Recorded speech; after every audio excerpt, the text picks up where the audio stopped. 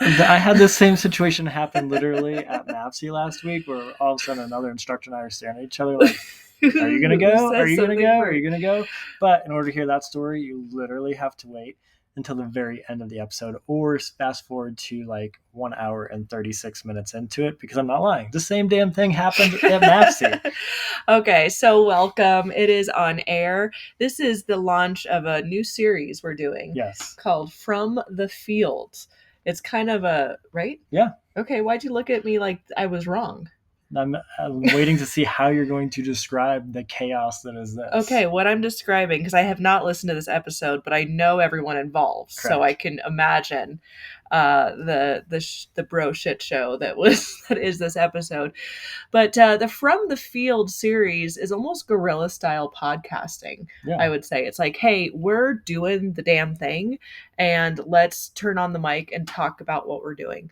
So I wasn't there, but these are dear friends of both of ours, dear friends of the organization, and some really top-notch players in fire service. So tell us a little bit about it, Eric. Yeah, so this was the day after we concluded our 24-hour straight training. So the class starts at 8 a.m. and ends at 7:30, 8 a.m. the following morning. We keep these guys awake. We bang on them for that entire time to, as they say, break them down so we can build them up to make them the best versions of themselves. It's not a beatdown class, but it's really about mental tools to get through those dark times at 3 and 4 o'clock in the morning.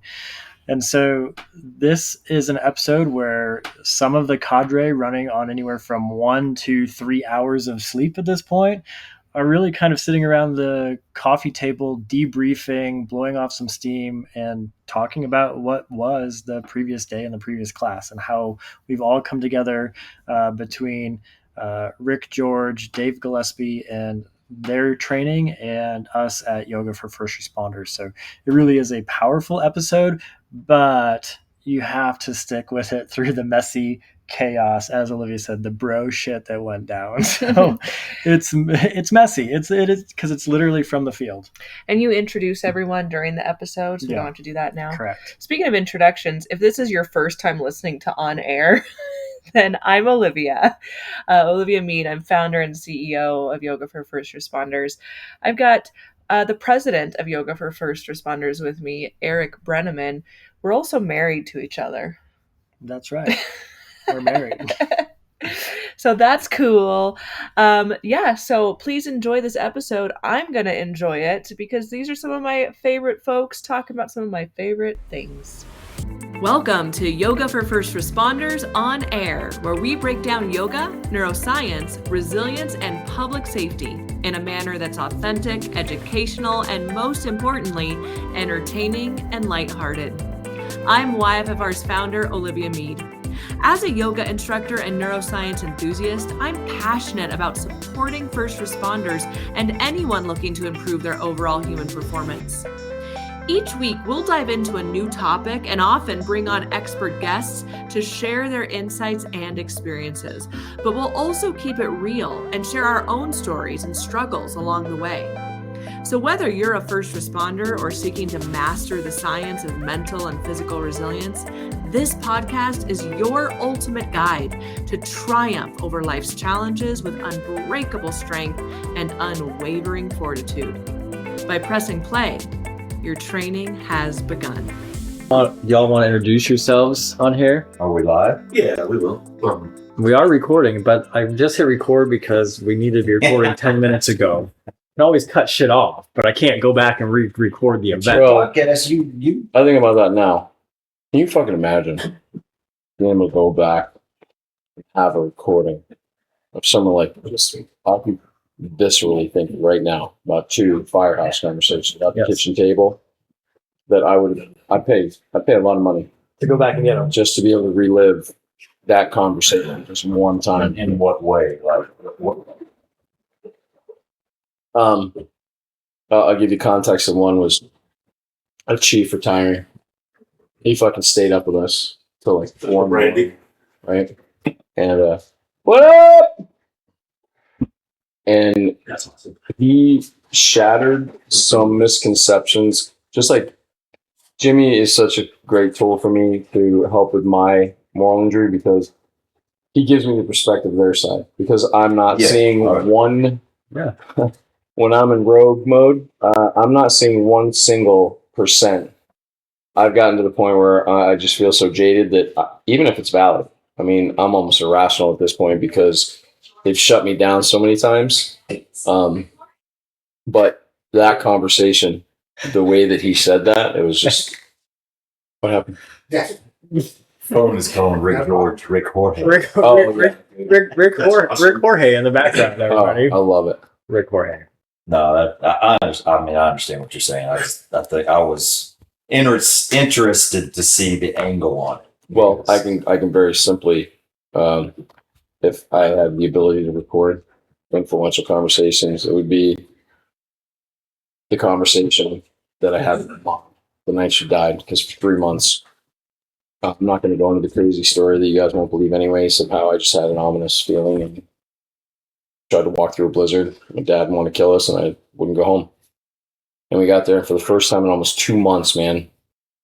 Because she had so many opiates, so like her eyes are always cloudy, never like had a real good conversation.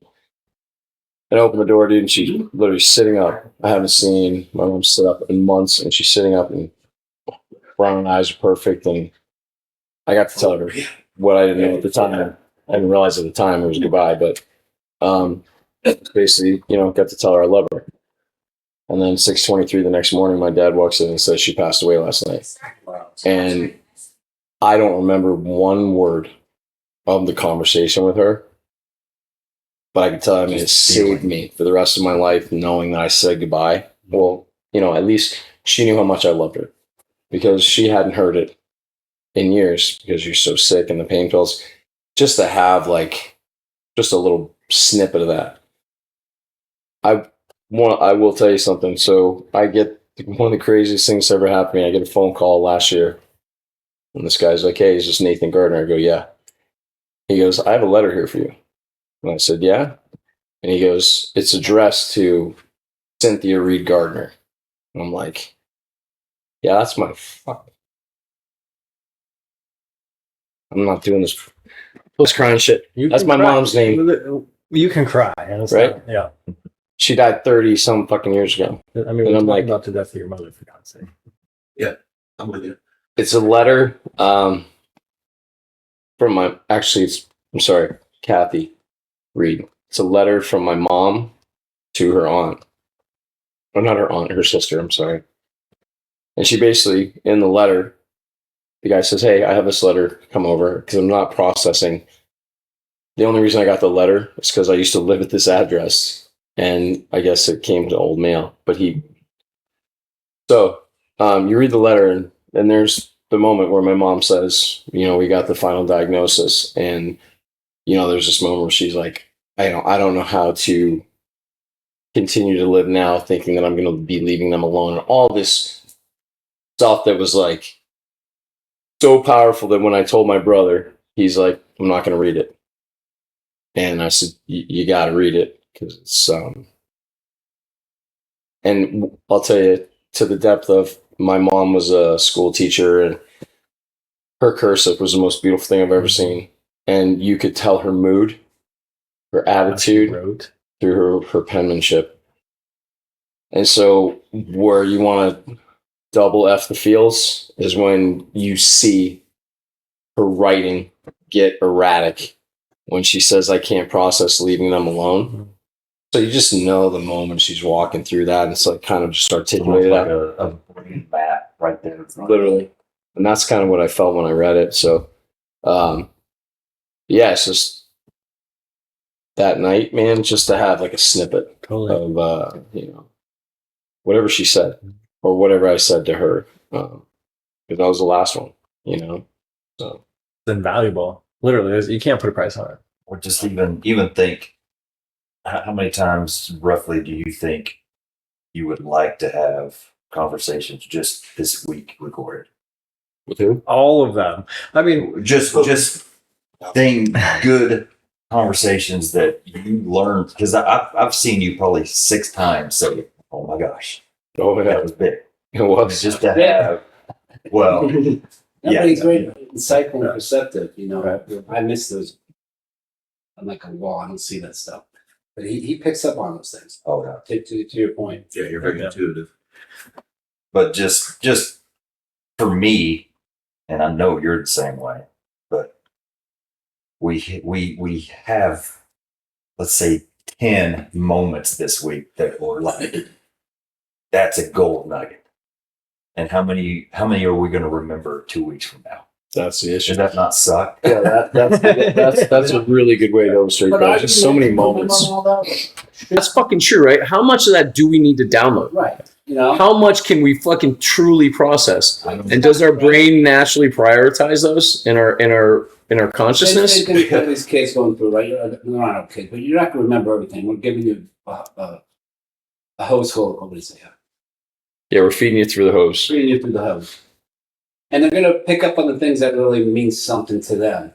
For whatever reason, it means something. Sure. So I think that's kind of like how this all plays out as well. Well, Our variety, that's what's so awesome, right?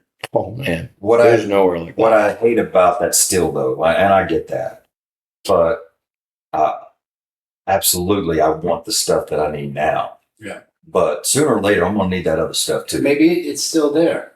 And it's just not It's just not the time. something causing it to kind of pop back in. And we all have those moments. Oh, yeah, I remember that. And it's not just a deep conversation. Ooh, Let's be fucking honest. deep too. It's the fun, funny conversations where you just How many of those moments do you have? I remember that. I think There had to have been a fucking trigger. Yes, exactly. Oh, It's that's there. crazy It's there. shit too. It's there. It's just a matter of Yeah, something. that's like you pulling from your saying data bank and yesterday. throwing it in there. we are where we're supposed to be.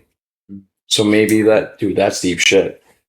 That maybe that memory doesn't need to come back right now. It's coming back and then you start thinking, what controls that? Who controls For a little bit. that memory? This is deep shit.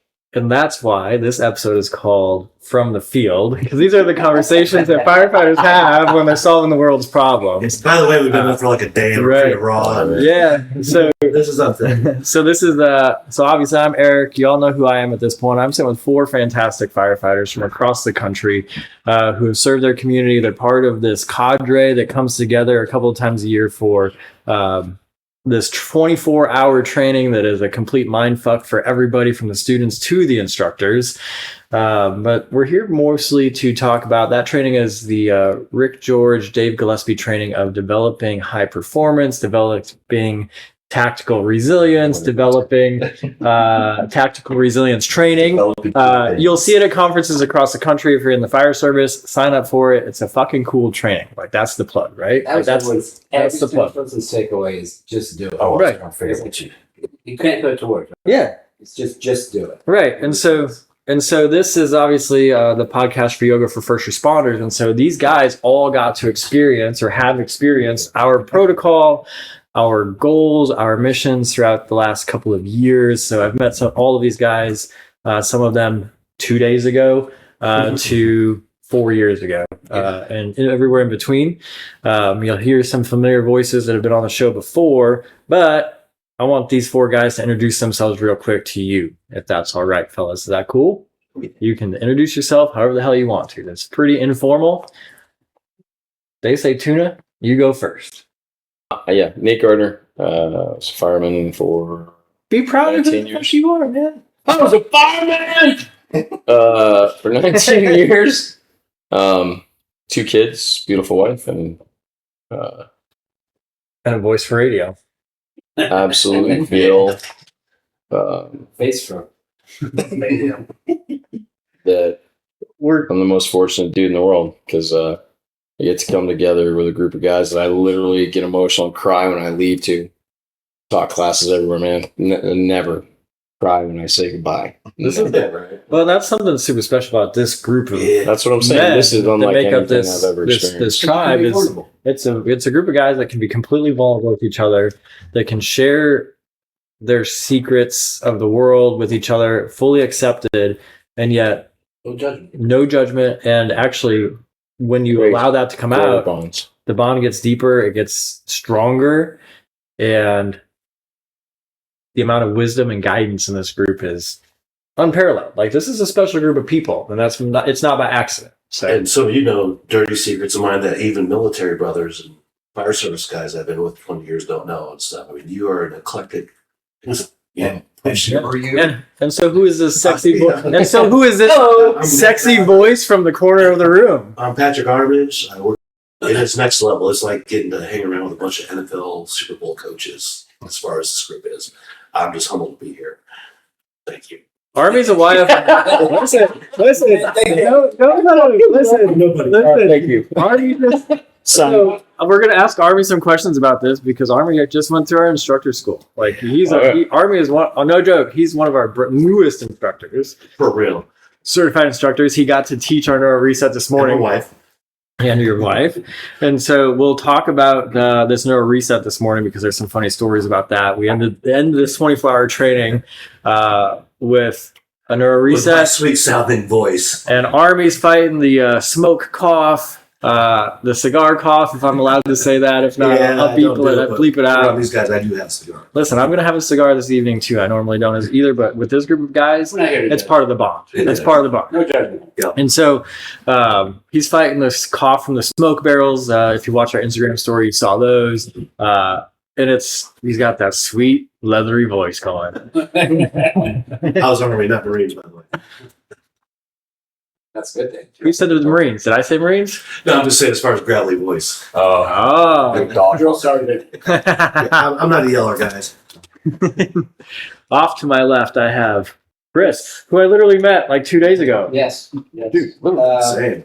Chris DelCampo. What's up? I'm How is this possible? 25 years in the city of Hollywood, Florida. I retired 2 years ago. I'm 52 now. Oh my god, man. I got There's no way my You're two in. boys, Oh, yep. 25 and 22.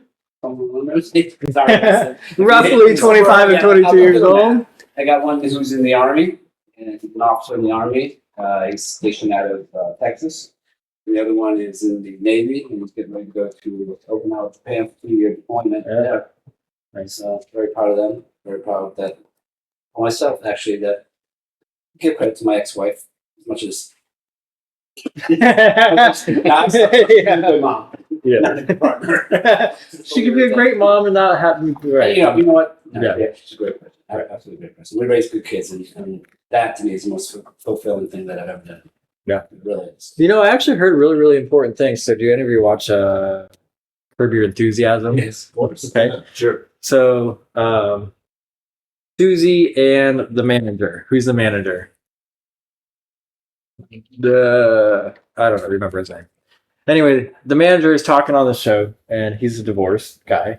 And he actually said, you know what? I love my wife, but I love her to death. Even after getting a divorce, I love her to death, but I can love her and realize that we are not meant to live together every day. 100%. So it's kind of that point. And You have can friendships raise that way, great too. friends, you You know? can have great friends that can have moments where you can really confide, and other moments you're like, oh, go fuck off. Right.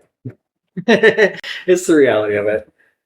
Over here, another sexy voice. We'll just go with JS. He's been on a podcast before. You've heard his voice. You know who he is. Jeremy Sanders. I am from Oklahoma. In July, it'll be 21 years in the fire service. Live near Tulsa with my beautiful wife. We've got 8 kids together and one pretty awesome grandson that we're lucky to have in our house and get to see and play with almost every day. And Derek, you mentioned that before. You have 8. Give me the breakdown. so, blended family. So you could turn a small family into a gigantic family. 8 pretty damn big. Overnight. Turns out. Yeah. What's the age ranges? Youngest just turned 13. Oh, Oldest, I believe, will be 25. I believe she is 24 right now. So, Nice. Right. my wife has 4 biological. I have 2 biological. And the 8 is, I will admit, the 8 is a little bit skewed. It's not legal. I came into the relationship with 2 biological and 2 fosters. Oh, really? That I'm proud to say I was a single dad of 4 kids for quite a while, 2 of them fosters. But we adopted the younger one. The older brother thankfully got adopted by a family that we we are close with, and so we still have communication, and we still get to see him a lot. And so I'm not going to include, or I'm not going to disclude him from our family. 100%. So, Well, that's like really cool, unique. I think I've never even heard that. so we don't have Yeah. any biological kids together, but she adopted myself, and her adopted, our youngest, obviously, who was a foster, but she has also adopted my 2 biological. So How about fostering? How did you get into the whole fostering thing, if I could ask? it found me, man. Yeah. Well, I'll say this. I have to say this. It found us. It was basically through my ex-wife.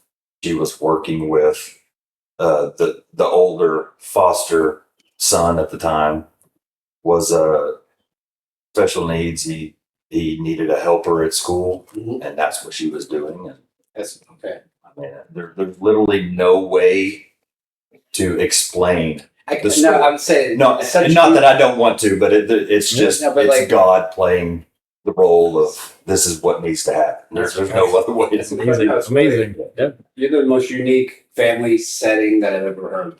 Oh well, For me. you'll get to know I'm the most unique of anything. I don't do anything normal. Just ask them.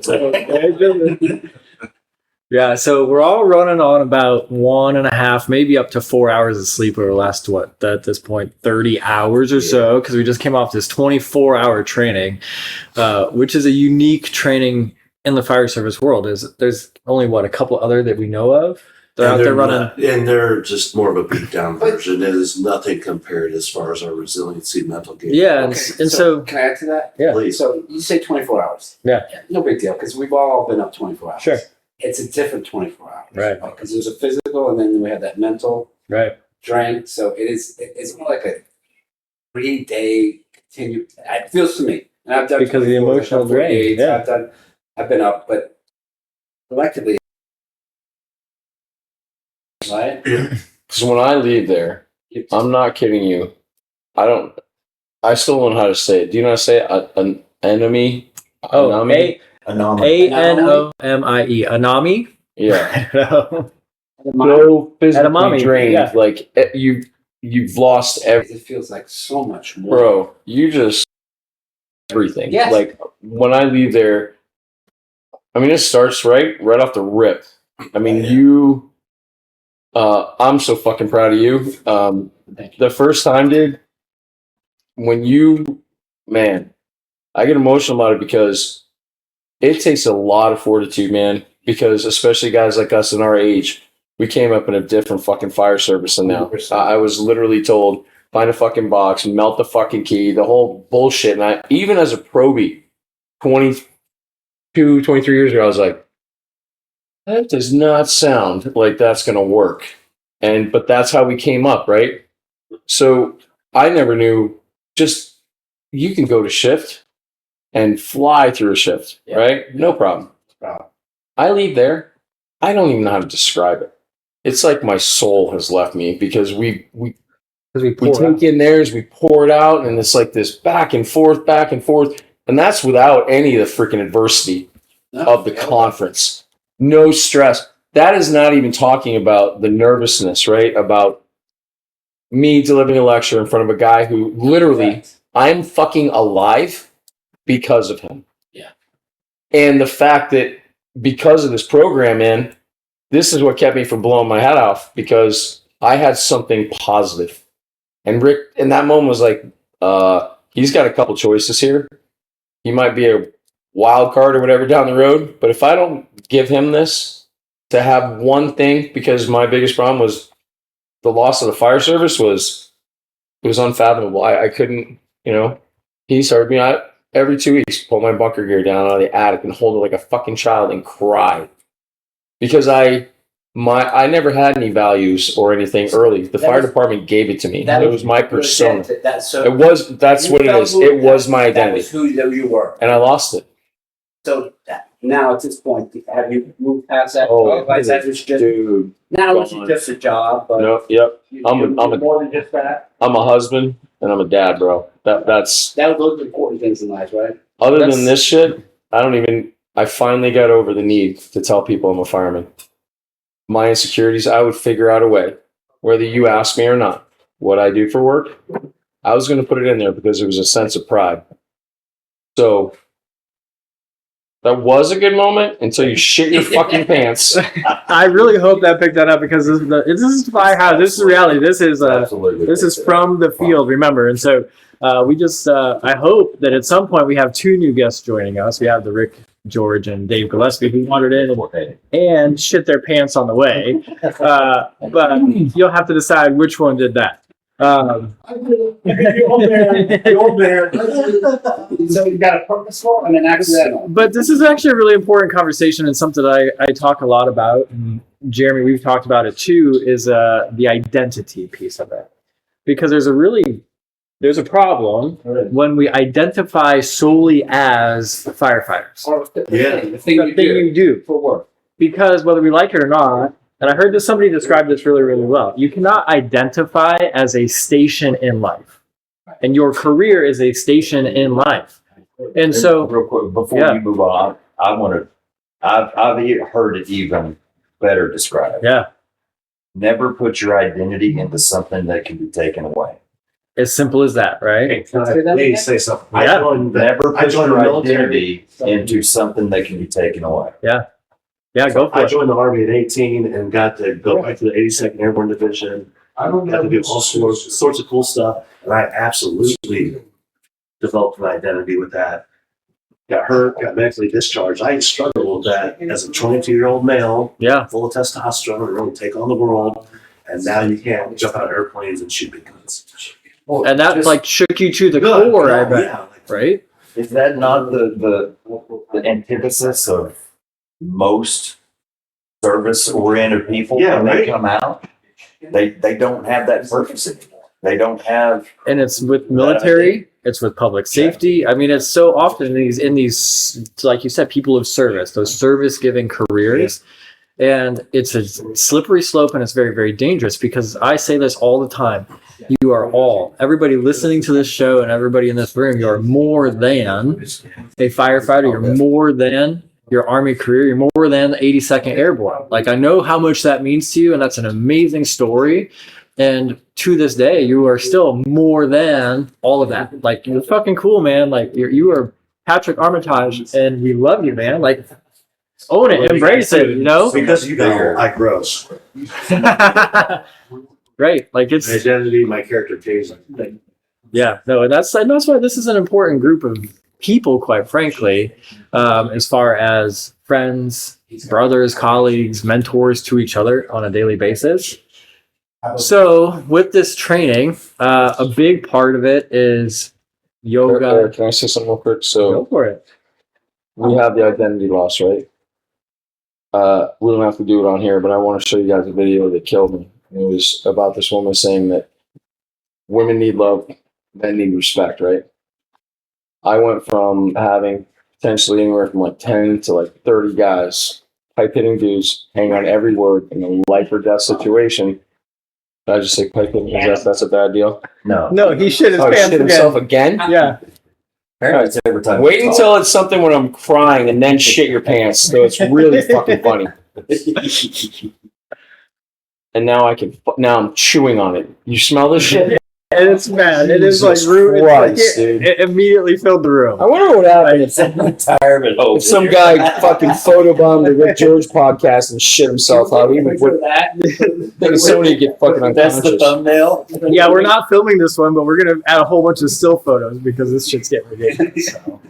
There's the post shit your pants photo. Yes. So women need love, men need respect, and then we shit ourselves. So the point is that what I was missing was a feeling of lack of respect. My wife, we're even, right? And not that command, deserves respect, but I worked so freaking hard on my whole career to put myself in an environment where the guys did respect me. So when you have that, and then every single day it's like, yeah, I'm literally home washing the dishes. I'm a housewife now. I'm a dad, but I'm a housewife. So I went from having what I thought were purposeful, task-driven, things where I can't put the same importance on doing the laundry. Yeah. So when you guys watch this, I have not shown it to a dude that is like in like me and Army situation where we lost something that it was fucking everything. And I thought I was going to end my career as a chief, spitting my freaking emotional venom down the line and trying to corrupt all the captains to be good emotional officers. And then it was gone in the blink of an eye. Yeah. So, all right. Yeah. No, and that's identity. I mean, identity is something that I'm very passionate about. So it's right on topic. The other piece, so yoga is a 4-letter word. We do say it. Y'all have embraced it, which I love. Yes. You actually were just kind of shown I'm pointing at Chris over here. Chris was just kind of had his first introduction to how we teach yoga. Yeah. Army's a trained instructor of ours now. Jeremy's been around it. Rick and Dave are obviously big proponents of it because they've invited us into their training. Tuna's I'd say proponent. You and I have some deep conversation about what we do. And it's kind of fun to watch this shit happen real time because these hard charging dudes come in. Yeah. They say last night in the middle of partway through a debrief, like, I thought I signed up for this hard charging class and I'm here fucking doing yoga. And it's not quite what they thought they had signed and up. opening myself up emotionally, where that was never, I think none of those guys came in there expecting to open up an emotional aspect of themselves. Yeah. Where it was like, it's just firefighters tactics and trainers, you can segment that off, but it became more of a personalized approach to how they do things. The challenge was expected, but how they were going to be challenged, they had no freedom. Yeah, and so I want to dive into the YFFR element of it, a little bit. And so, Army, you're a new instructor. You got to teach at this this class. You got to put the capstone on the class today by teaching Neuro Reset this morning, and you got to do what we call our Iron Heart Neuro Reset, which is really, if you listen to the words of it, a powerful guided meditation. You're not alone, right? You're not alone.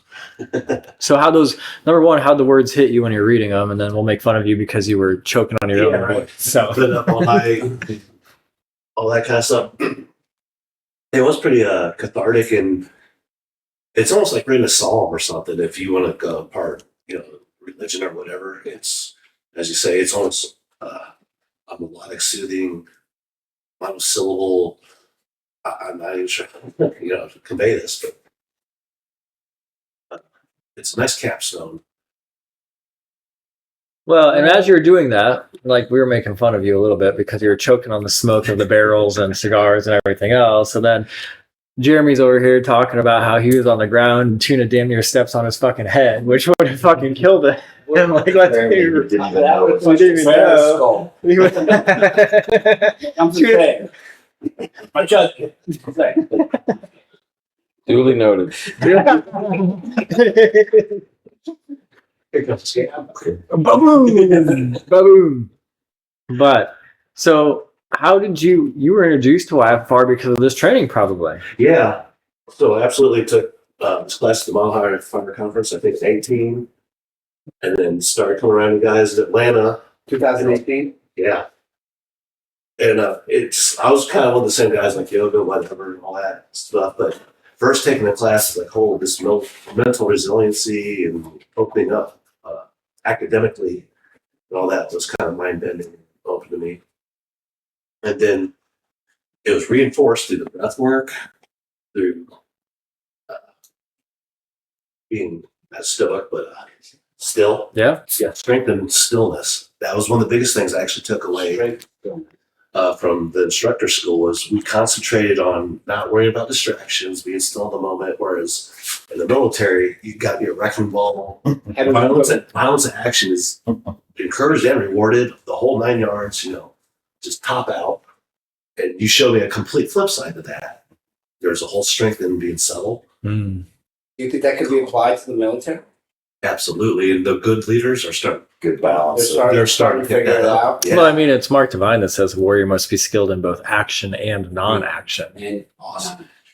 Right? Yeah, we started talking about gross right? Yeah. Criminal justice. It absolutely applies, and I hope that the military and the first responder service, cops, fire, EMS, or whatever, starts adapting this early, Mhm. because it's a game changer. We're strengthening. What Yeah. do you think it is globally?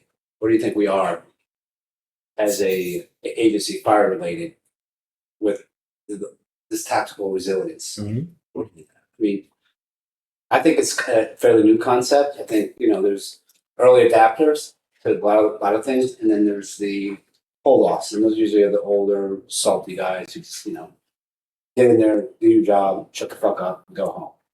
I think, we're 2024? Yeah.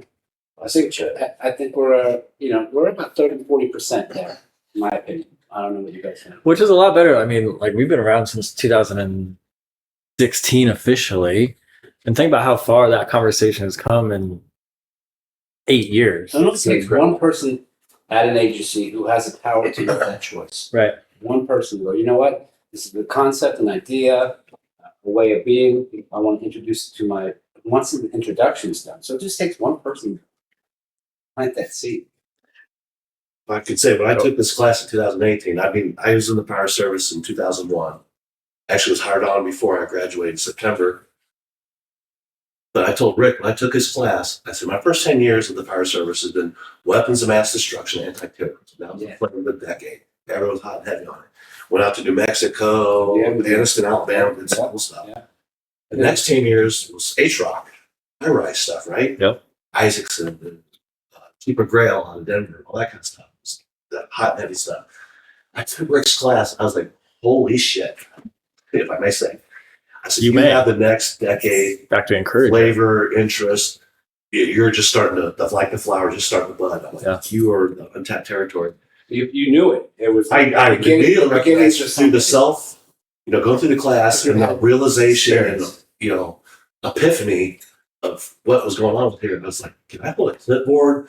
You're like a new quarterback in an NFL team. What can I do? Yes. I will sweep floors, whatever. I recognize what's going on here, and I'm interested. Yeah. I want it.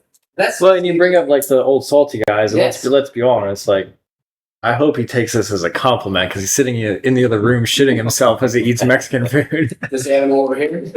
threatening me with the knife. This animal. But if you've ever seen Ric Jorge, and if you haven't seen Ric Jorge, literally Google search Ric Jorge firefighter, and you'll pull up images of your epitome of the salty fireman. Let's be honest. Like, let's be real. And so, but he and Dave and Bob Carpenter and those guys that wrote that book, I mean, hell, that book's been out for a decade or better at this point. So It doesn't. It takes about Only 10 5 years? for something to catch on. it's only been 5 years. Yep. I'm Yes, getting when we actually went to the publisher, they said no. They wanted us to write something on PTSD, and we refused.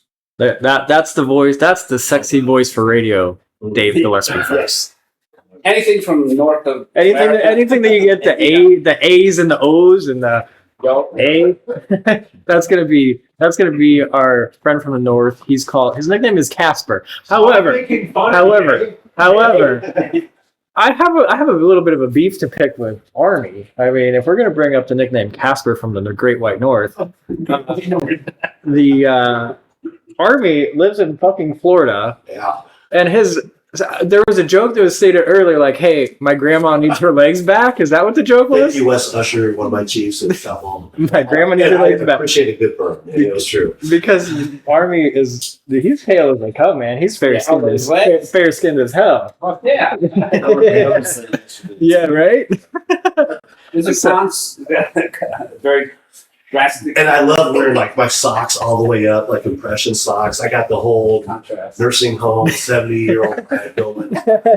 Vertical vein, man. Don't pop one. Yeah, So- so I got varicose vein. It looks like fucking something on my bicep. We convinced them to join us, so we did get 2 new podcast guests to the episode. This episode we're calling it From the Field.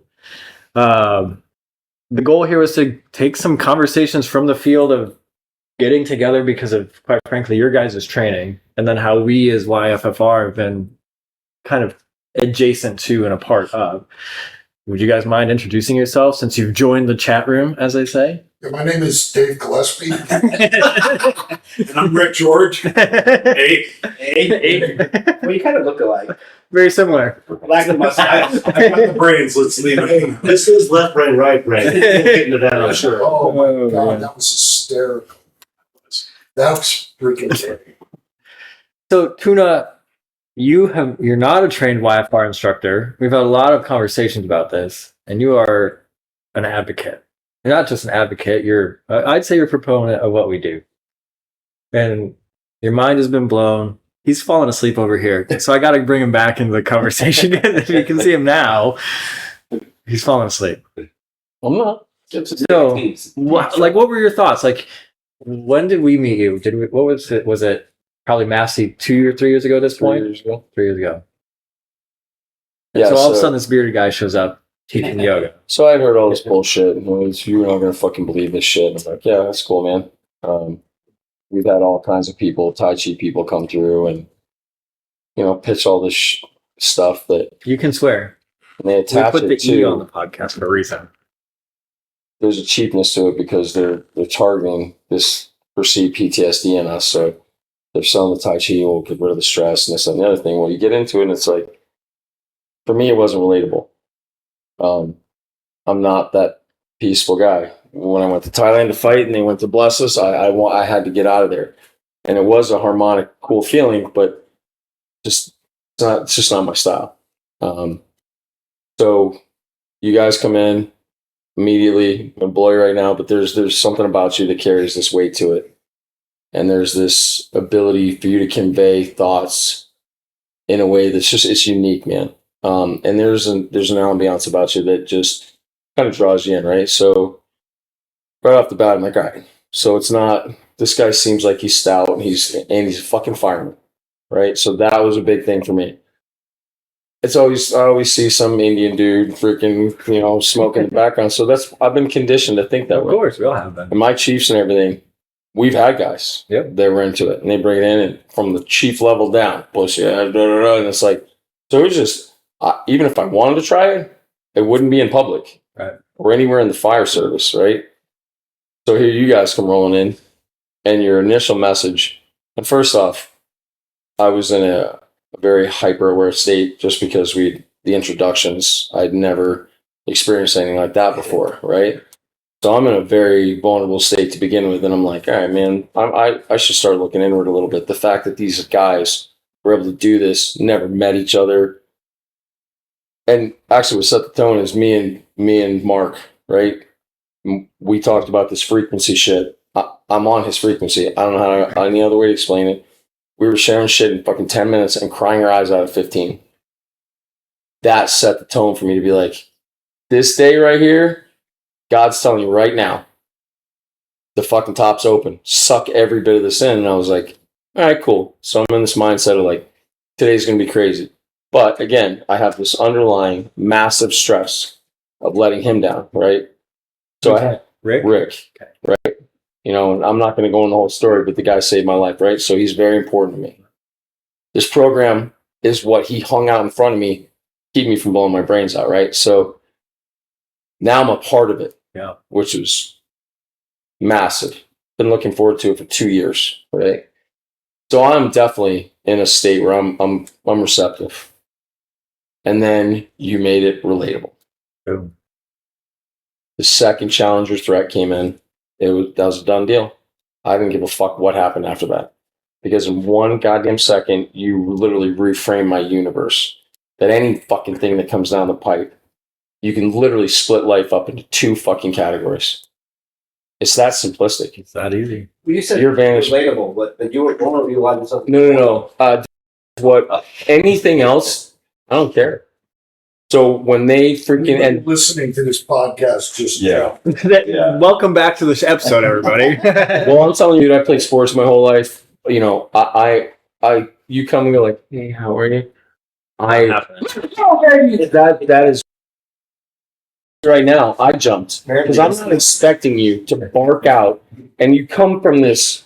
I'm not saying, listen, you want to say that I'll stomp fucking somebody's skull because I'm fat? You're not somebody. I'm not talking about you. You put that on your own. Listen, put that on yourself. But the reality is, you were not Ric Jorge, right? I am not Ric You're Jorge. not somebody I am not who Ric I would Jorge. go, that voice is coming out of that motherfucker right there, right?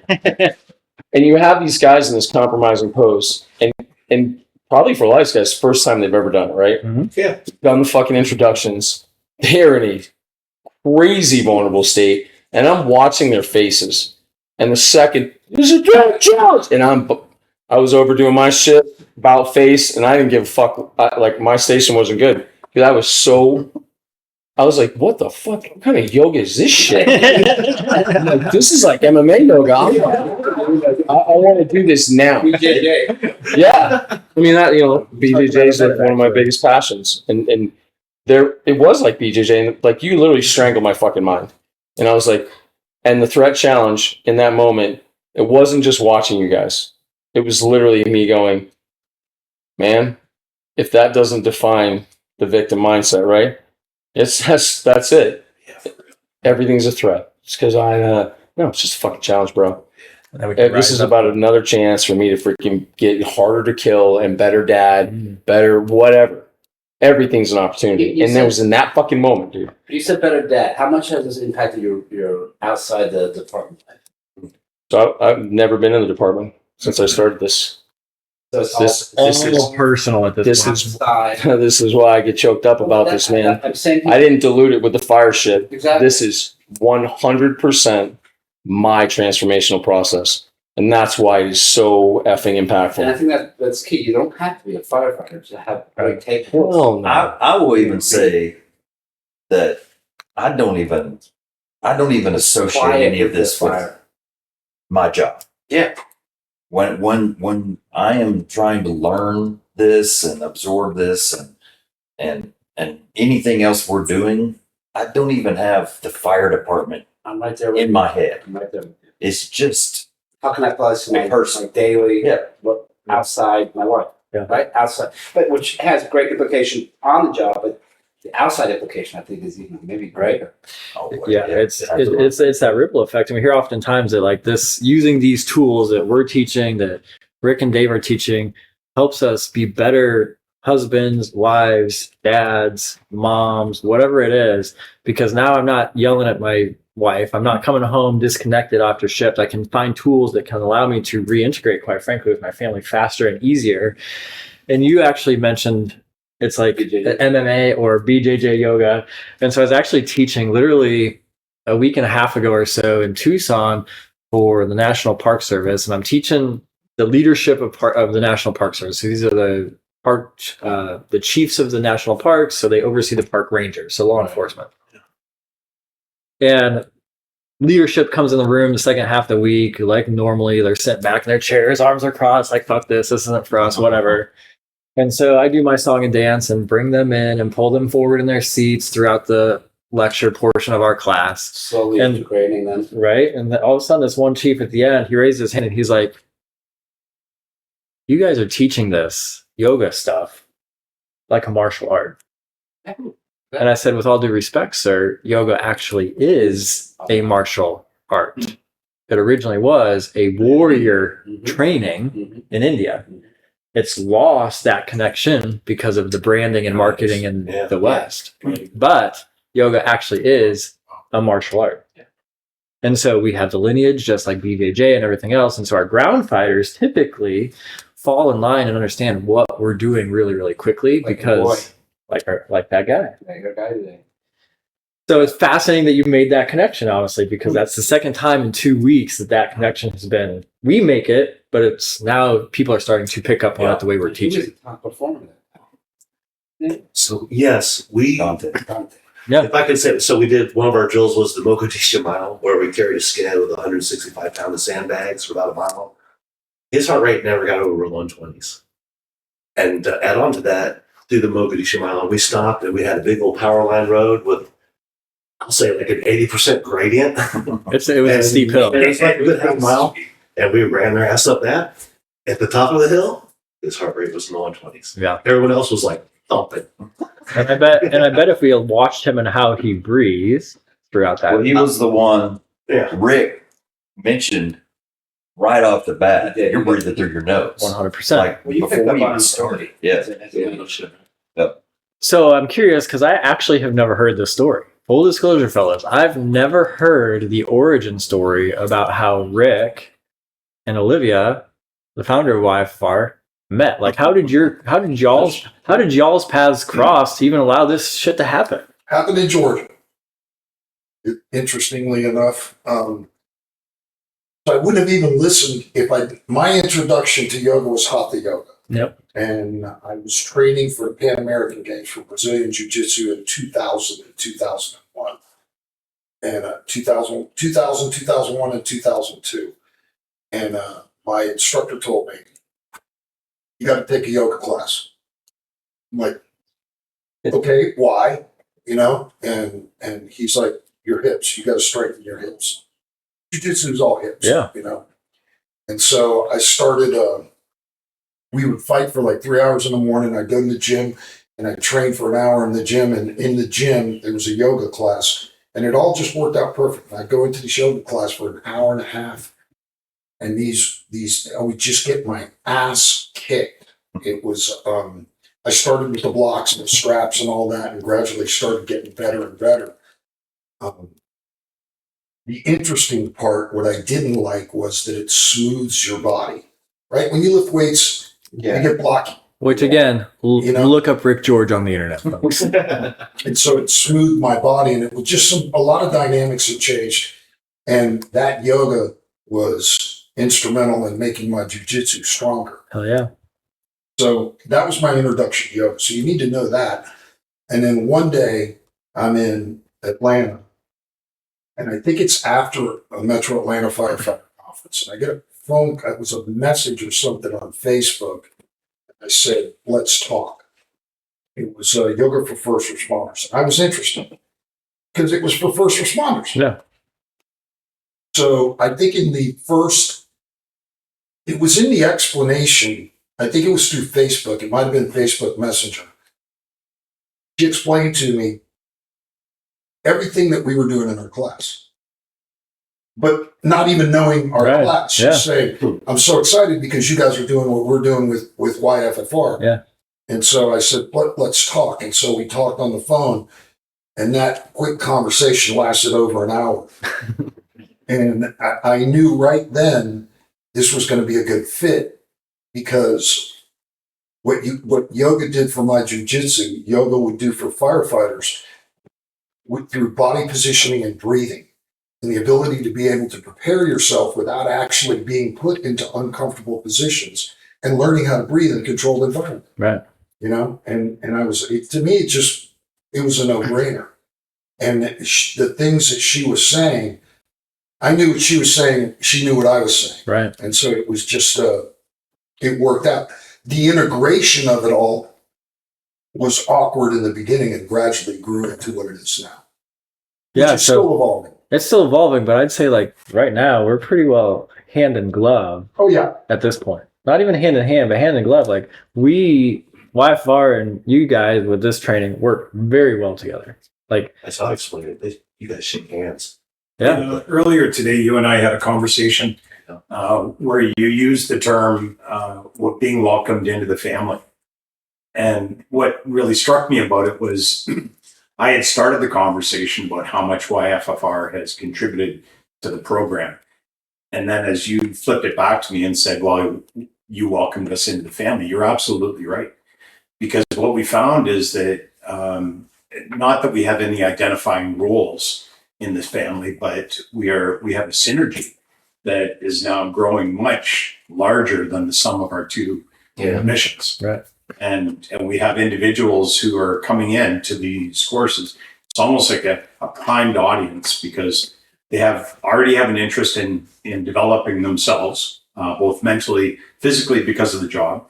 Many of the people that we get, regardless if they're like a Dante who's late 20s or a Jess who is a battalion chief in his 50s, they are all still keen on being a student of life. Yes. So from these gentlemen and ladies who've come forward, they're already in a prime spot to receive this new information. They're all seeking to be the stronger next best version of themselves.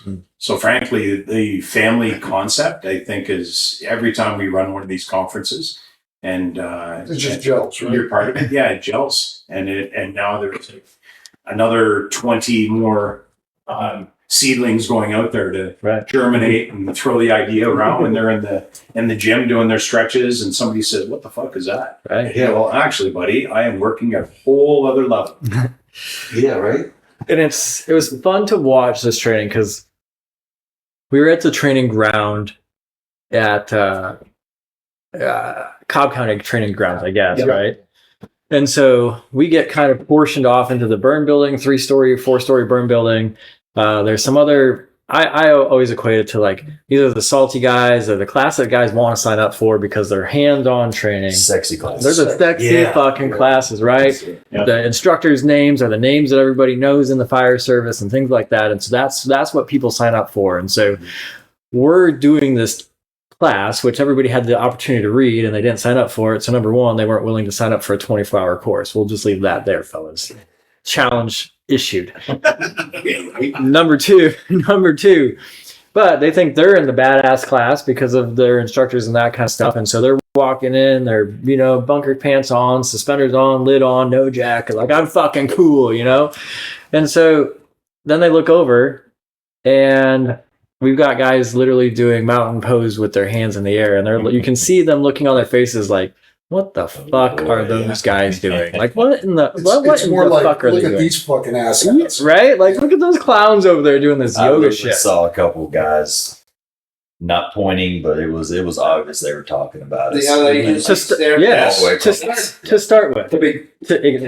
Exactly right. You said it great last night. Let's be weird. And so this is kind of a new concept that we're taking in. That's a fucking Portland thing. I really don't. You're a little older man. You had enough time. It is a fucking weird. Portland is real weird. But let's be real. I think it was a firefighter craftsmanship conference. It was in Portland before COVID. No, it was in Denver. No, who was in Portland? Who ran the conference in Portland 2020? Firemanship. That was firemanship. That's Cody Trust. There you go. So firemanship was in Portland in 2020. Yeah. And we ran this class up there. And let's be honest, boys, the training ground that we got put up there was fucking scary and creepy as shit. Perfect. Never been a more perfect fireman. Dude, that was amazing. So they put us up.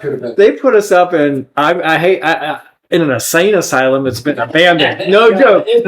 We are in an insane asylum that's been abandoned, and you walk in and there's still fucking gurneys in the room, fucking weird ass paintings on the wall, graffiti everywhere because energy, right? And then you go into the basement of this place, and there's like this boiler room with like an interrogation chair in the middle of it. Like this is where we get to run this class. Dirt floor, wheelchair, silence of the lambs. And then like in the middle of the night, we hear rumors that this place is haunted.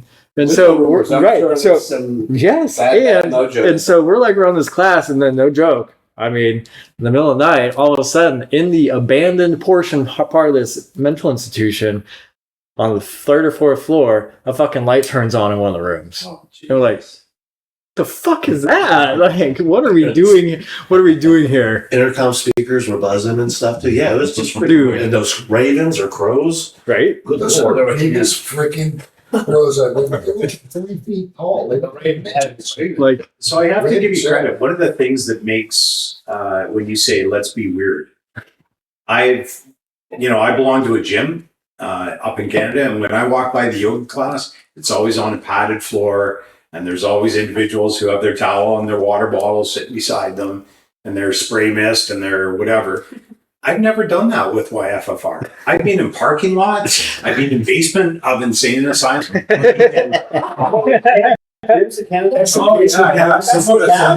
it. Well, it's not just shoveling snow. 1% of pushing cows. No, but seriously, you even look at. We were in. You called it when we were at Cobb County. There was gunfire from the shooting range down the street.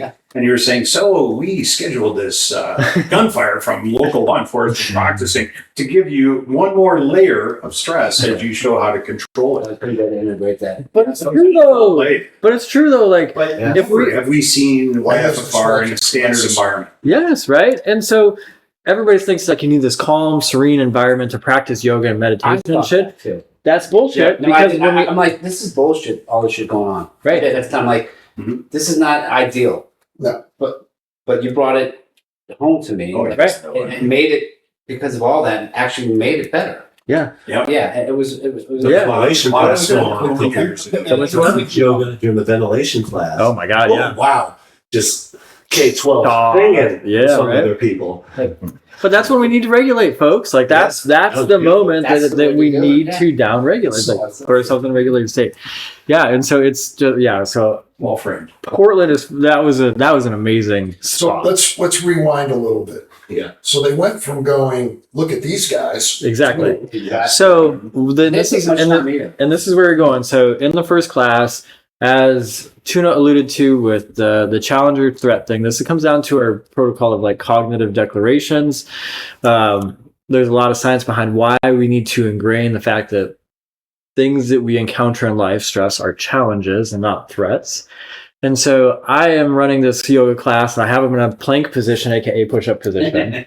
And I have coached them through this, and so I say, this is a challenge or a threat. And now I have 19 dudes all yelling out, challenge, to the point where it echoes over the gun range, It becomes more powerful. where it overpowers the smoke coming in from the cool badass class. And all of a sudden, everybody who's in the other classes looks over like, what the fuck? Like, Yes. what is that? And they're still doing yoga? And so the looks come back, but they're changed. And so then they're starting to pay attention to what we're doing rather than making fun of what we're doing. Yeah. And so then as the day progresses, no joke, I literally had cadre instructors from the other training groups that were there come over and say, hey, that's a cool class. We should probably need to be doing yoga.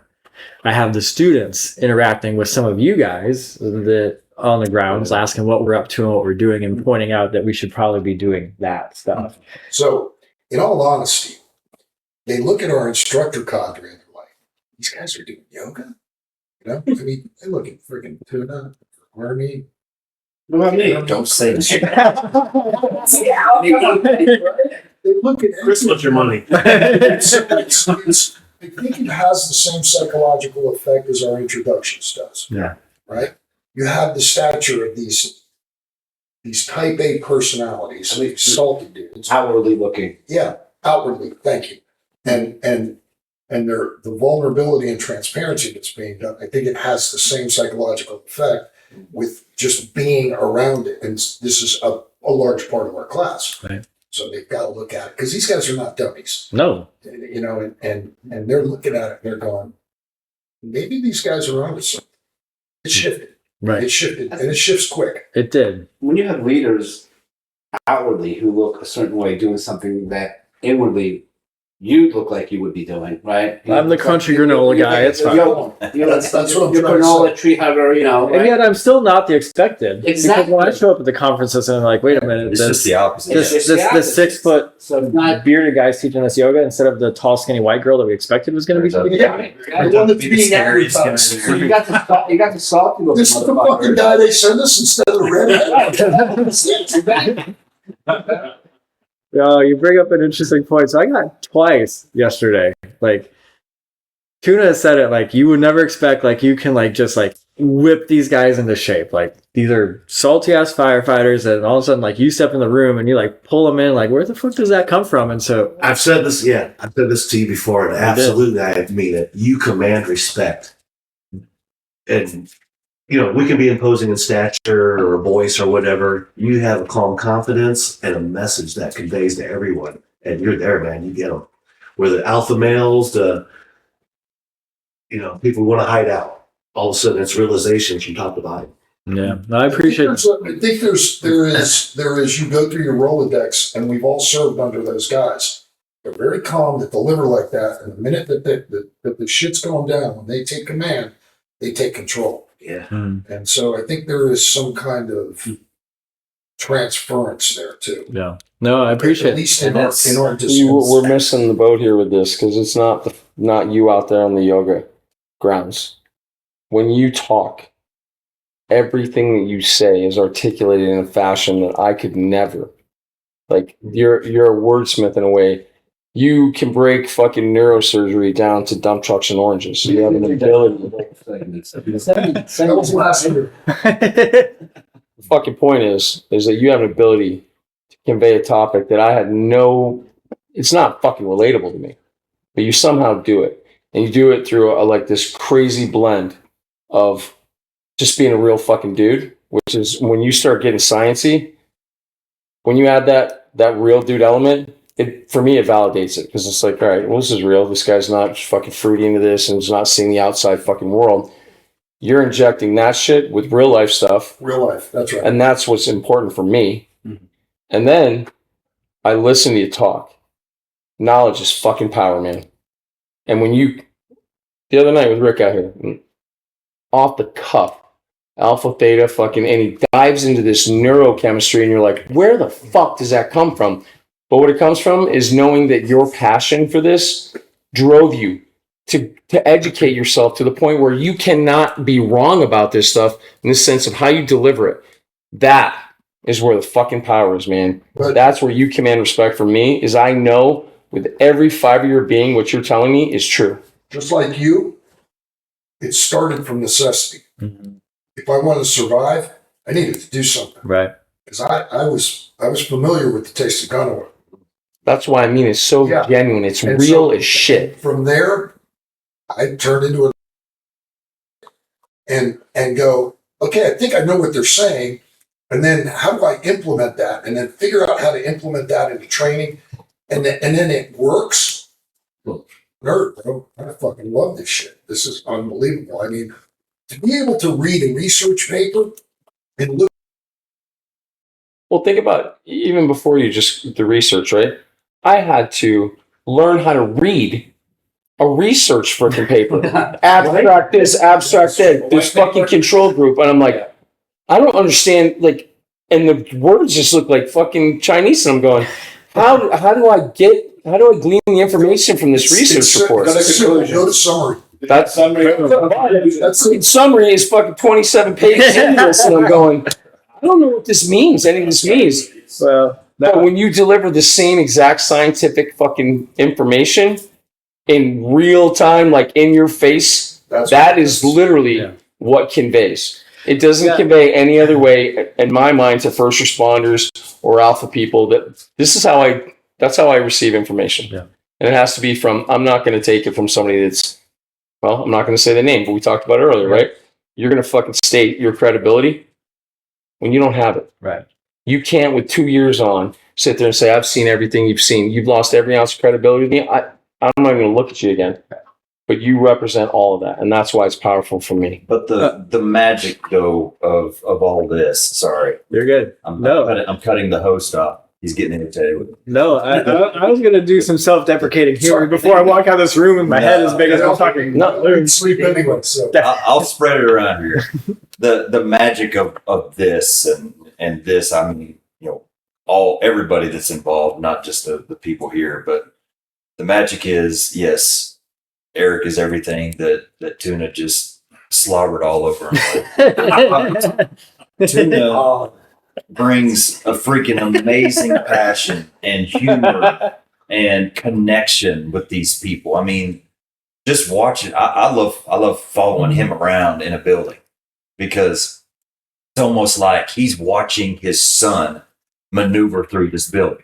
I mean, and that is the highest compliment I can give. Let me tell you something. He's been like that since I've known him. Yeah, but that's what he gives. That's what he gives the students. Eric gives his thing to the students.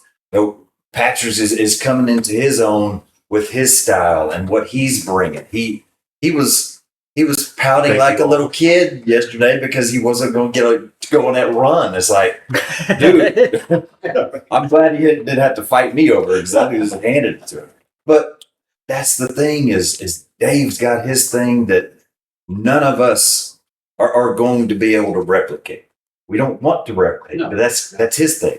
Rick's got his thing. Chris is his first time this year, but you could already tell that's his piece. Mm-hmm. And that is the magic of all this. He wouldn't have been able to do what he did if he didn't feel comfortable with the rest of everybody. Absolutely. He allowed me to be vulnerable. Yeah. And I had never told that story to anybody. Right. Definitely, and not in a group setting. So And we what- could tell that it was not raw. easy for you. Right. I mean, it was something you had to. Were we getting Mexican when the fucking good shit broke out or what? And so, no, this is just so what everybody's referring to as far as like with the being vulnerable and being raw is the introductions that Rick and Dave have developed is that you share your name, age, how many years you've been on the fire department, a bad day. Good day, bad day. And so that's where you get vulnerable is like sharing the bad day. We have all of a sudden you have a group of alpha male strong men that have been told to button it up for their entire I careers call it my dirty secret. and most of them their entire life, right? Like, That's no intention of right? I thought about what I was going to say, something much simpler. Right, but the important part of that is that the cadre goes first, and so we share our vulnerability first to build and engage that trust. And then honestly, just as equally important is that we end on the good day. And so it's actually a brilliant introduction. So whoever created that, well done. And Because now we have a new way of defining it. Thank you to our friend from Mobile, Alabama. Y'all have shit. it's the shit sharing. I can't shit. Shit. S-H-I. Let's be here. Lots of vowels. In There's Lots of vowels. listen, Lebanon, Tennessee. They like so most of the world spells shit shit. Like that's how they spell shit. Lebanon, Tennessee. This is I think how he spelled it, right? SHEEEITTT or so. And so it ends up being like shit. Like it's fucking brilliant. Like let's be real. Yeah. It made everyone laugh. Just recognizing, yes, we all have vulnerabilities. Yes, you summed it up in one hilarious word with a terrible accent. No, brilliant. Wait, Brilliant. we can argue who's got a terrible accent. So we've got Oklahoma, we got Midwest, we have Tennessee shit, and we got Canada. I mean, we can figure out who's got the. Canadians always get fucked with first. Well, I'm just saying. So it's interesting that the Canadian pulled out that he's got a terrible accent. Just say. Yeah, just say. That was noted. Let's just go on the roof, okay? So Agree to disagree. there's also a moment there where I think that he sets the tone for the intensity. Yeah. Right. Bad day. Chief stifled me again on training. Bad day. No. He fucking literally illustrates the darkest, deepest fucking where he was the don't even you like literally eviscerate your soul. And that sets the level like, okay, so there's no putting around here. If I commit to you, you commit to me. And I think that intensity, that story, you could pick any fucking bad day. We heard some other bad days because people aren't ready to fucking share. But when you bare your soul, man, it makes me want to fucking give you mine. And if you don't do that, I think that's what for me is so profound is when you start off and it is not some chicken shit story. It is as personal as you can get. You could have picked a bad, listen, you can say back all day, right? But it's your personal life. Every motherfucking fireman has a bad call. We can all relate to that shit.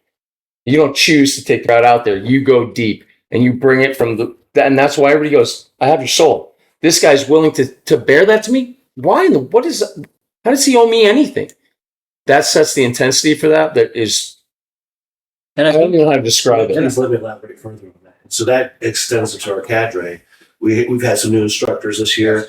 I had one confide in me earlier that he felt imposter syndrome because he felt his bad day wasn't bad enough. Actually, that's really important to bring up. Yeah. Yeah, I want to touch on And so he actually revealed a harder one that I don't think he was going to talk about, but he felt that comfortable and that message needed to be conveyed. And so I thought that made me want to say that. And I actually want to pull that back just a touch because there's a lot of people on speaking tours in fire service and public safety. And this is personal opinion, so you can either choose to disagree with me or agree with me. I don't really give a fuck. It's my opinion. So you have the choice to agree or disagree. We had that conversation earlier too. I don't ever want to feel or engage in what we call trauma performance or trauma Olympics, trauma competition. Because listen, there are men and women out there who've never had the quote unquote bad call. And so they hear all these bad stories and like, well, shit, my trauma or my story isn't bad enough. Why am I feeling this way? Right. I haven't had it as bad as that person. And that's actually a really dangerous position because it's all so uniquely individual. Yeah. And so if we're not acknowledging that everybody's stories are uniquely unique, then that's a problem. And so I don't want people to be like, oh, fuck, my bad story is not bad enough, but I still experience all the shit they're talking about. What's wrong with me? Your Like, worst day is that your worst day, right? That is not, it's your worst day. Your worst day. Your worst day. No, Not your bad day. It's a bad day. I'm not asking for your Yeah, worst no, day. no. Okay, I'm not asking for your but best bad day. is subjective, right? So But the worst thing you No, ever experienced is the worst thing. it's a bad day, not your worst. So this is important. it is. Because it's very important Yes. because some people may not feel like sharing their worst fucking day. Right. And that's not what we're trying to convey. The whole purpose for this is to create a unity, because I know where it's going. It's going to be going to them next. And it's to create a unity and that bond and a trust between them and us as instructors. Correct. But what we're leaving out is that following that is the bad day. So beneath that, all that research, we're experiencing the sympathetic and then the parasympathetic. So we're trying to balance out that teeter-totter. Yep. So the class starts, the information starts, the research is already beginning before they even hear the first lecture. And what we actually find fascinating, or I find fascinating, and I hope I'm not the only one that picks up on this, is there's a lot of emotions during the bad day part. However, because we've primed the pump, there's actually arguably sometimes more emotion on the good day. Sometimes the And actually, The second that somebody honestly, talks about their child, look out at the group. but It is instantaneous. it's not by accident. But it's No, not of by course not. accident, folks. And this is Powerful, this is man. where I like the ball science, my eyes out when you're talking about your kid, brother. and this is where the science comes into it, though, Swear to God. because whether we like it or not, good and bad days are actually two sides of the exact same coin. You said that before. Yeah, you're right. They're two sides of the exact same coin. So we prime the pump with the bad day. Yeah. But then the emotions and the same feelings and everything else actually is manifesting itself out on the good day notion. And so when we start talking about stress, like that's what we're actually all training about, is how to handle and deal with stress so that we can perform optimally. Is that not what the whole crux of what you guys are developing high performance is? That's what yoga for first responders is about. That's why we are so synergistic, is that whether it's good stress or bad stress, it's still just stress. It's all about perspective and how you look at it and how you handle it and how you deal with it. And so if we can train you how to deal with stress, it doesn't matter whether it's the good stress or the bad stress of life. You are now prepared to handle the next time stress happens in your life. Like, that's what we're doing through all of this training. And so it's not by accident. Eric, can I say something? Because I have to go because I'm being a shitty fucking husband, man. So I just envision, you got a 5-gallon bucket, right? And this is not one drop. This is drops coming from the ceiling of a cavern, right? Okay. So just this subject we touched on, right? Trauma is not measurable, right? It's not quantifiable in the sense that yours is worse than mine, right? I can give you probably one of the most visceral moments of my life where I'm standing at the center of excellence, and it is therapy day. And this is the day at the end, the culmination. You're going to read this letter that is basically what you came here to fucking bury. And you're going to ball it up and throw it in the fire, right? There's literally 50 guys sitting around. Guys can't even get through this shit. I have mine prepared. And the first guy goes. And he talks about being anally raped by his cousin, digging underground tunnels as a foster child. And I'm sitting there going, what the fuck are you doing? How in the world?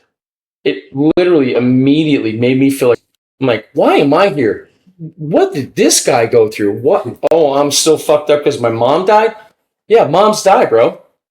But having this moment right there These guys get to experience that. They get to hear these stories, and they are arguably, without a doubt, going to measure what they're going to say. And they're going to measure their trauma with their trauma. When I talk about these drops, this is not one drop going out and resonating with people. This is every time we talk, it's like there's just another thing that could just literally go out for miles, just on that one conversation. I don't have that with any other group of people in the world. I can get existential freaking knowledge from you guys that I wouldn't allow myself to even think about in other groups. So I got to go be a good husband. Miss my fucking anniversary. Miss my freaking Mother's Day. I'm sitting here. I'm not tired, dude. I'm sitting here doing some self-loathing because I should be on the fucking road going over my fucking. Get the hell out of here. So, Made it. One last time. I love you guys more than you'll ever fucking know, and you enrich my life in a way that I know that I say I'm a wordsmith. No way to articulate it. I think I've cried fucking all my tears out this weekend, so I'm not going to get input right now. But at the end of the day, no way to tell you guys how much you mean to me. And thank you again for allowing me to do this. Listen, it's my pleasure. I do want to hit on something that you reminded me of. On the job when we start, I think early on, it's easy to suppress the emotions. And we tell people that. You need to put your fucking emotions aside and do the goddamn job. If you can't do that, Publix is hiring. Okay?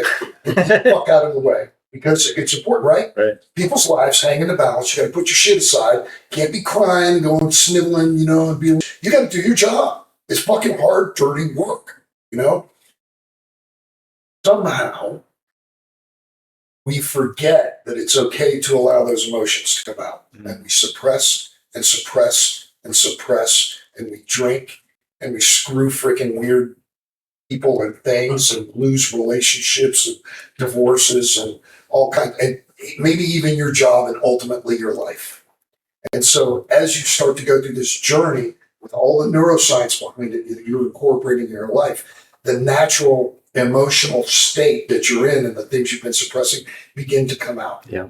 And that's a healthy thing. That's a sign of a healthy person.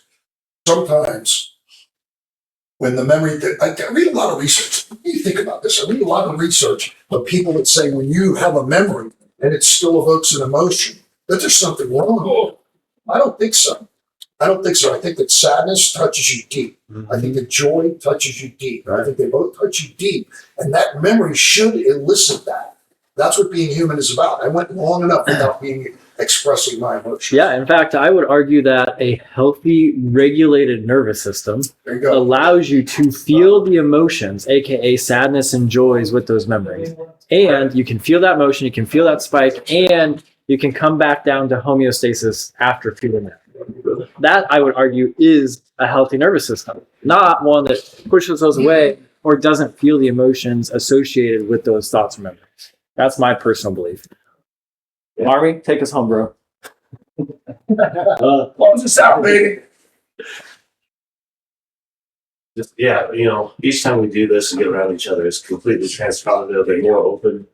I said, I've taught several classes with you, and I just revealed to you, about 2 or 3 weeks ago, my worst state.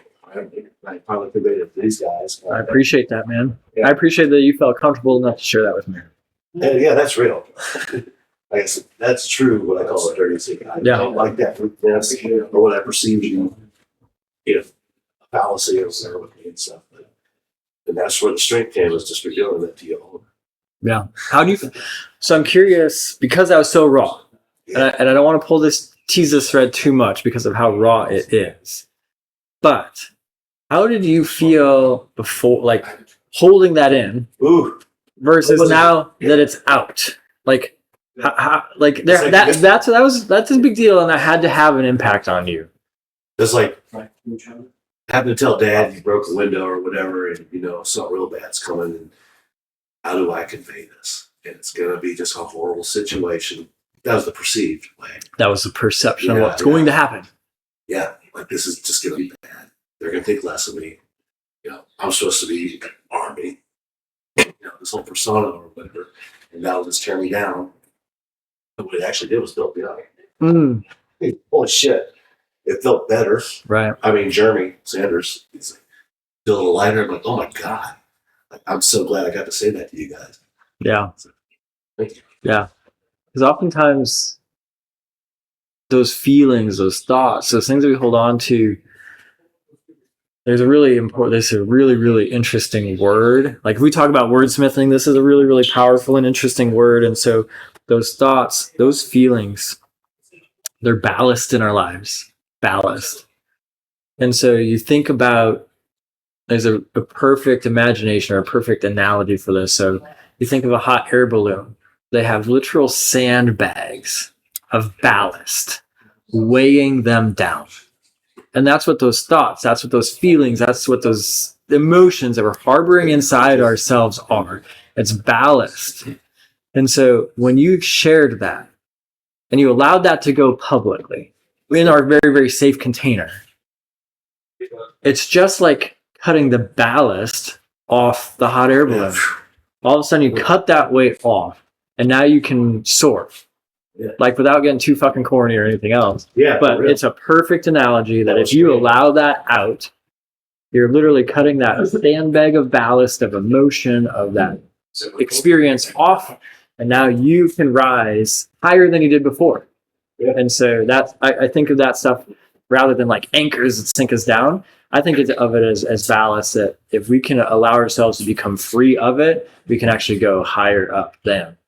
Yeah, like I've had shift captains, back in the early career, like you keep that shit to yourself like a man, all that kind of stuff. So in the military, some kind of things. So all of a sudden here, it's like, you can talk about it. Right. Actually, you will be stronger. Yeah. Really? Yeah. And then you do it, you're like, oh yeah. Yeah. Rick, any final thoughts of wisdom? Like, Yeah. I share all the time, so I want you to.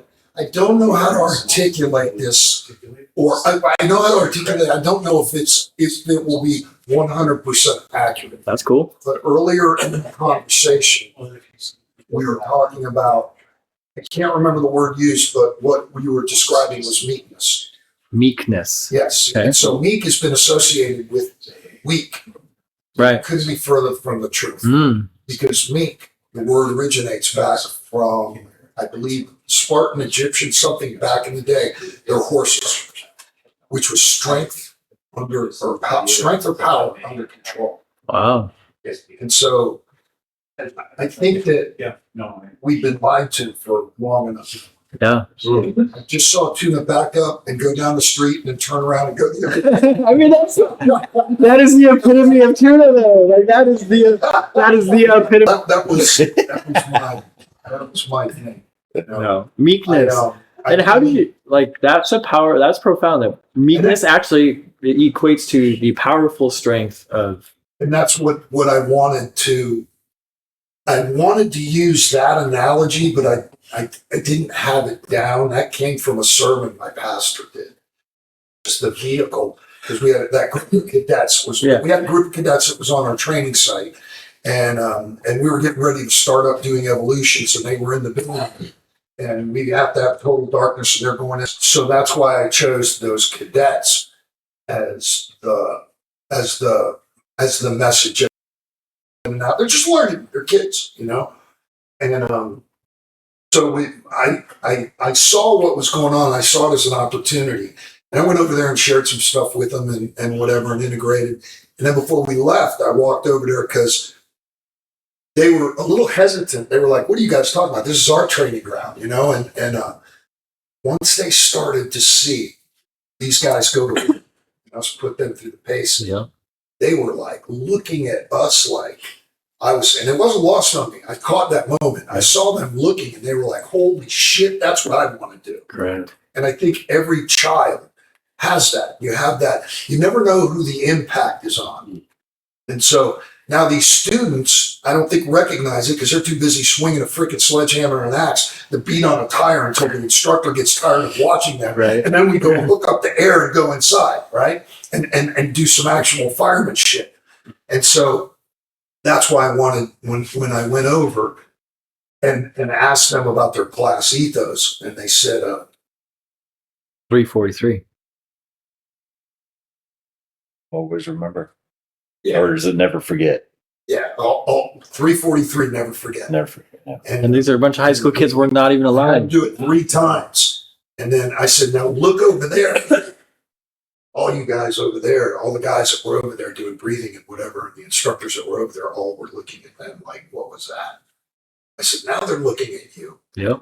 I saw them looking. I remember that moment profoundly because I did look over at them like the same way that. That's what the students didn't understand when I explained Right. it. You never know what your actions, how they're going to impact people. Right. You never know. Awesome. You Because- never know how it's going to impact people. I said, you may have changed some child's life and the direction of his life, maybe broken home, ugly things, maybe great home, just on a bad path. Who the fuck knows? Who the fuck knows? Maybe he's a good kid and he's going to be a great kid. Right. Is that not what And that's- everything is about right that's there? I mean, That's that's why we are making ourselves better. That's why we're doing these things, because you never know. That's right. And the only way, Bring it with you because you got a knife in your hand. yes, exactly. Yeah. The only It's way about to that get we real. know the amount of people that we could possibly impact is if we don't share anything, then it's zero. But beyond that, it's exponential, just on and on and on. JS dropping the words of Yeah. wisdom. So you didn't even know we were doing our final round here. Dave, last words of wisdom for this episode. We might have to make like from the field a regular episode here. This is pretty Well, good. that'd be cool. Yeah. So I feel like I've missed stuff. Well, my take on it is we've all reached a point in our life where you've put energy into others, yourself, your career, your family. And so essentially we're invested. And at a certain point, you can't just rest on your laurels. And when you look around and say, okay, what's my return on my investment? People in emergency services, the people I've met, say, well, I'm not going to sit back and just wait to get my payoffs with my house or my kids or, a rank at the fire department. The ones that are really driven say, I'm going to continue investing in myself. So my belief is that it's a cycle. And we got to see that this week. I get to see it with follow-ups. People drop us emails, references on Facebook page. We'll be putting out a communication to the participants from this week and asking them to send us a video message of if they had any particular opportunity to apply it. And I just that sense of growth and reinvestment is I'm profoundly touched by, and it kind of keeps me on target. Yeah, let's be honest, these fill up our cups. Yes. Like that's what I always find out when I teach this class or teach at our instructor schools. Like sometimes we can get so in the weeds of our own lives and pushing the mission forward that even we need moments of like, oh yeah, we are making a difference in the world. And so it's these small micro moments that allow us to have that immediate reinforcement. Like this is an important mission. This moment here, we're doing right now. Final thoughts by Chris. Like what we're doing right now is very impactful. Taking everything that happened and kind of tearing it all out and having discussions. That this is, having this podcast is important. Yeah. As if not, as much important as what we're doing is relaying what we've learned, taking what we learned, digesting it, and then, spreading the knowledge. Keep pushing forward. Keep educating. Keep learning. And keep doing better. Yeah. And so part of this is humor, and so I'm going to end this on a funny note because no, you know this. So during Tuna's involved in the story though. So during one of the drills, at one point in the afternoon, if you look at the Instagram story, we're in this like phase where we're just grinding them to get them tired. Like that's the whole point of it. It's not like it's not exercise. The point is to get them to a point of fatigue so that when the sun starts to set, shit starts to get real for these guys. And so Tuna and I are running a station where we're having them run gassers on the stairs. So if you don't know what that is, they run to the first floor, down, second floor, down, third floor, down, fourth floor, down. And then after they get done with the gassers, we put them in some kind of static hold position. So one of the hold positions, Tuna, we're putting them in a high plank. They hold them down in low plank for a while, and then we put them back up into high plank. And I make sure to coach them through their 3-part breath because I wouldn't be doing my job if I didn't put breath work into it and mindset training shit into it and that kind of stuff. And so we're holding high plank forever. And Tuna and I didn't communicate which one of us was going to end the drill. And so I'm like, No, you go. but we can't do that talk in the front of the students. And so, because we're in the middle of the fucking drill, we're in the middle of high plank at this point, or low plank, and all of the planks. And so I am just continuing to coach breath work, expecting Tuna to break these guys out. And I was like, man, this guy is a fucking savage. Like, he's holding these guys like way beyond what they're supposed to be held at this point. And so I look over, like, Tuna and I make eye contact, and he like shakes his head no. And I took that as a signal of keep going, I'm not done yet. But that was actually, he was done, like, and trying to signal to me that it was time to stop the drill. And so I keep going, like, we just keep going with this at this point. And so I mean, everybody is shaking. They're starting to mock. I mean, this is getting real. It's fucking real. They're like, the blood, like, sweat is hitting the ground. And I'm like looking at Tuna like, holy shit, bro. Like, he's like in it still. And I look over at him, and all of a sudden I notice that a couple of his fingers are literally tapping on the ground, like tapping out. And I look at him, I'm like, get the stairs, boys. And so they go running. And I was like, dude. I was like, you're a fucking savage. He looked at me, he's like, I thought you were stopping the drill. I said, I thought you were stopping the drill. And so those boys just got held in high plank for like 6 minutes. Like it was a long time. As we were just right there is a tuna tag. And that, my friends, is from the field. Awesome. Hey, before we go, I want to remind you that training your mental and physical health is incredibly important, especially for those working in high-stress jobs like first responders. And if you're interested in learning more about yoga for first responders, visit yogaforfirstresponders.org for our on-demand training app, online course platform, in-person training, and more. Like this podcast, subscribe, and give us a great review. We are so happy to have you part of the YFFR mission.